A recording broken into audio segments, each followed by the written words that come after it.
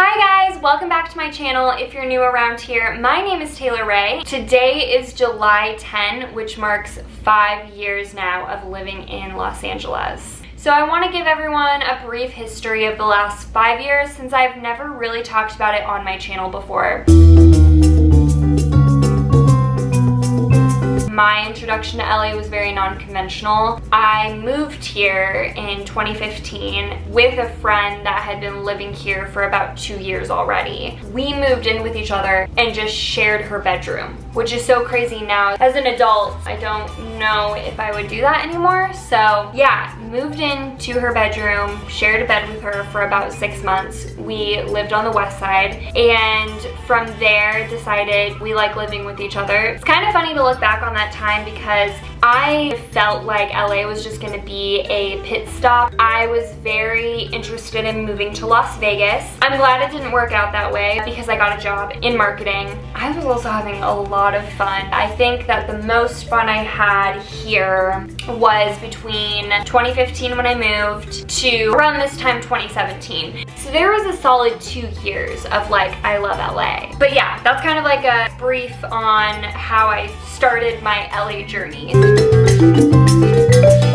I don't think it was either of our goals to ever live in Hollywood, but we found a really cute place. It was like a building that had been redone, so we were like the first tenants. There was only like 10 units. It was my first bedroom. I had a bathroom in the hallway. My roommate had the master bedroom with her own bathroom. It felt very modern to us. Like, good times there for sure. Eventually my roommate moves out. Her work kind of shifts and she starts seeing a person. Nothing was ended on bad terms whatsoever. When she moved out, there was a period of time where I was like, I'll just find someone to move into the bedroom because I like it here. It was right off the 101 and it was walkable to Sunset and Hollywood Boulevard. It was like 10 minutes to everything that's like fun and happening. So I was going to stay. I think I lived in that apartment for a little over a month by myself. My apartment got broken into. My company vehicle was stolen. The vehicle was found, which is great, but I can't live here anymore.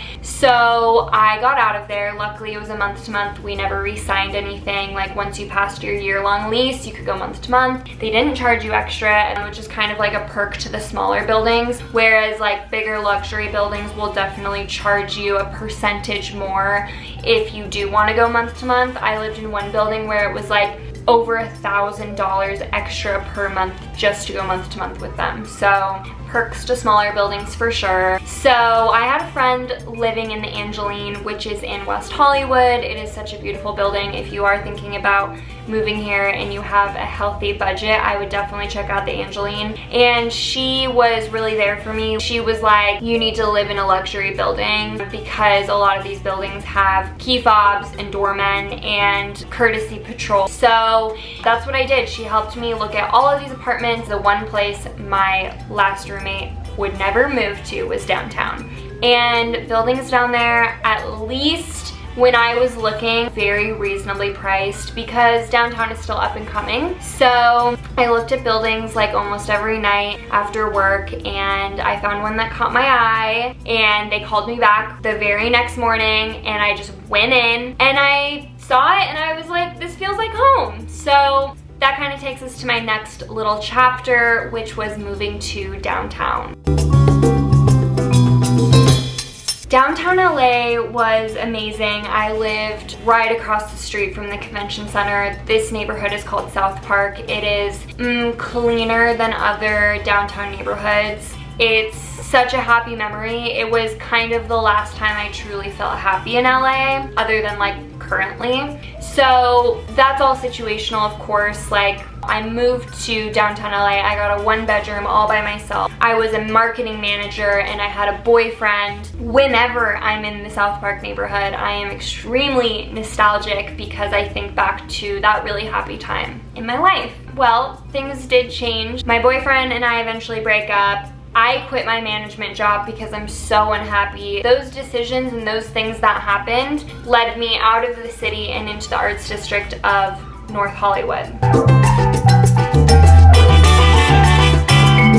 North Hollywood, to be honest with you, was my least favorite neighborhood. It is a cheaper neighborhood along with parts of Hollywood. And so it's great for people that are new, and I think it's great just to try it. I'm so happy I did. I have no regrets. And our building was fine. It was the same property management as my one in downtown. It's like I still had security, I still had the pool, I still had the gym, you know, I just didn't really feel like I fit in that neighborhood. It's a lot of young actors, models, dancers, performing arts kids, and here I am like a young professional. It was hard, but to be honest with you, when I quit my management job, I couldn't afford to live alone anymore. At that time, just for transparency purposes, I was paying just under $2,000 a month for a 1-bedroom, 1-bathroom apartment. I think I was around 750 square feet. It was very spacious for me because I'm a minimalist. You might be watching this and you might be thinking that's so expensive, I can't believe you ever spent that much on rent, or you might be watching this thinking that's so cheap, I can't believe you ever moved away, you know?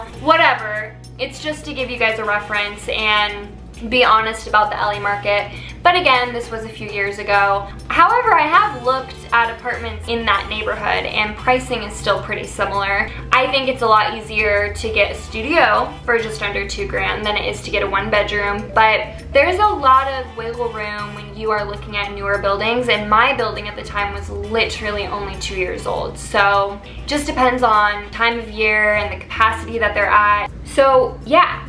I lived in North Hollywood. I had the master bedroom, which had its own bathroom. My roommate had her own bathroom across the hall. We had our amenities. It was my darkest year in LA for sure, but a lot of awesome stuff happened during that year at the same time. It may not have been as exciting as my previous years, but I was still able to find some good in it. While living in North Hollywood, I was like, I'm either going to go to New York or I'm going to go back downtown. I started becoming close to a gal that lived in Glendale, and because I worked in Glendale, we started meeting up like once a week. We would do like happy hours. Her lease was up about a month before mine was, and her fiance had always wanted to try out the city. I was dying to get back to the city, now knowing that I wasn't gonna make New York happen that year. So you guys have all met Heather. If you've watched my apartment tour video, she makes a great appearance in that. She became my future roommate, and it was very exciting. So I finally left North Hollywood. I moved back to the city and moved into a loft, which was very different from anything I had ever really done since living in LA.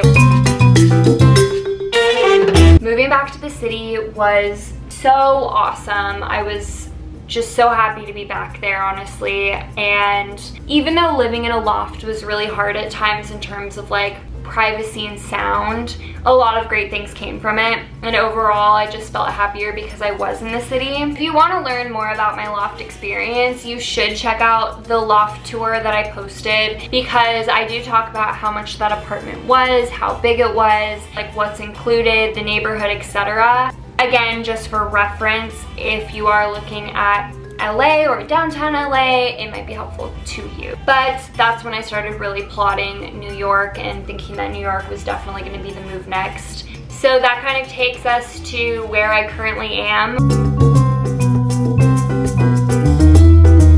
I live in a guest house on the west side, and it's a side of town I've always really enjoyed. I have no idea how long I will be here. I personally take that a day at a time. I'm very happy here though. Safari, my cat, is very happy here as well. She spent the last 2 years living with other animals, and it was very tough on her, and it was tough on me too, if I'm being honest. So now that we're both alone and we kind of have this space to ourselves, it's been really eye-opening. I think I don't do so well with roommates, but what I have been doing is trying to enjoy LA as much as I possibly can. I was supposed to move in April. It is now July.